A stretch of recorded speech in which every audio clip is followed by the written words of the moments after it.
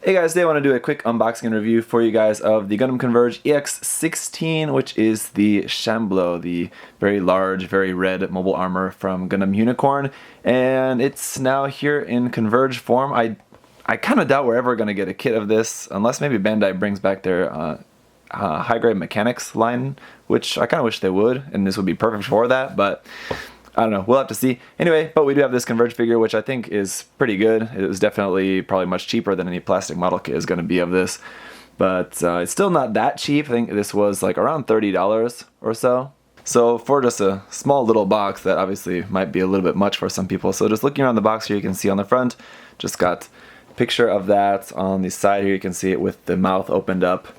So you do have parts to make it like that. Well, some Japanese there. And then on the top, some mean looking face there. Ooh, scary. Let's open this up and see what all we've got. So that part wrapped in there, I'm assuming is probably the head, because it's probably long, more delicate. So they've got that protected there. We have our instructions for building that. A few pieces here. The detail looks very nice. Some more pieces. I wonder if this is going, if like the larger pieces are going to be in that same kind of different plastic. Our clear parts here for just like supporting the different parts. And then of course our piece of gum.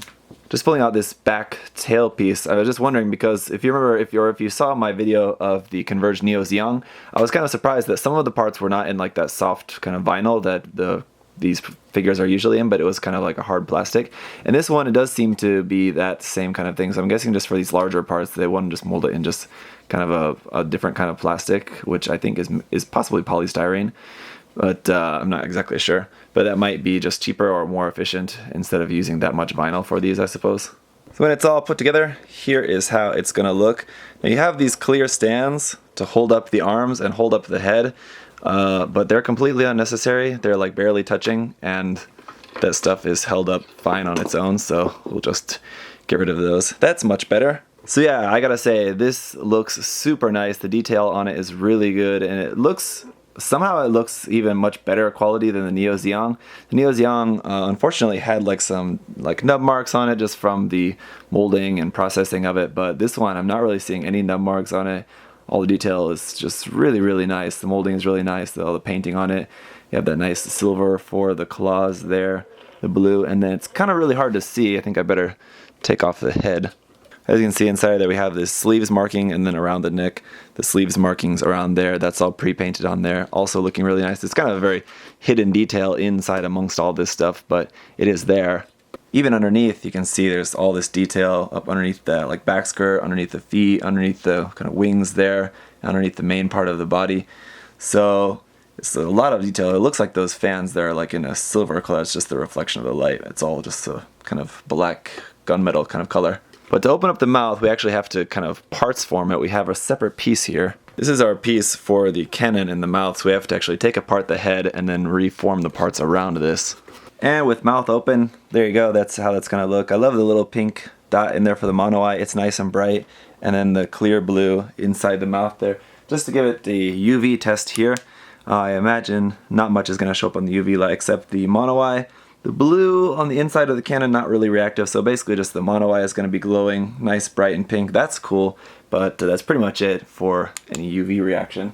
And then for a comparison here, you can see the Shamblo.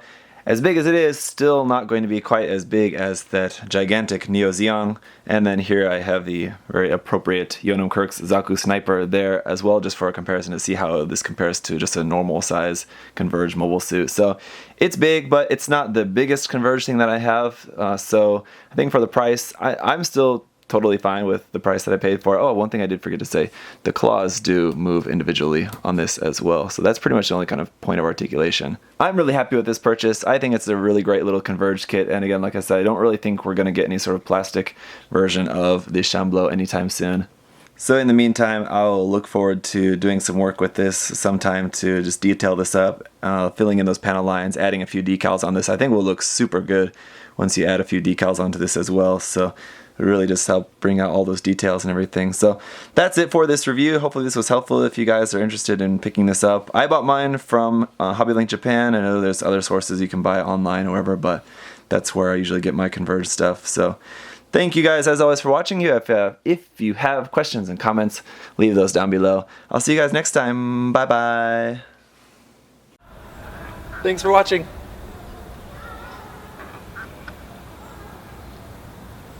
See you next time.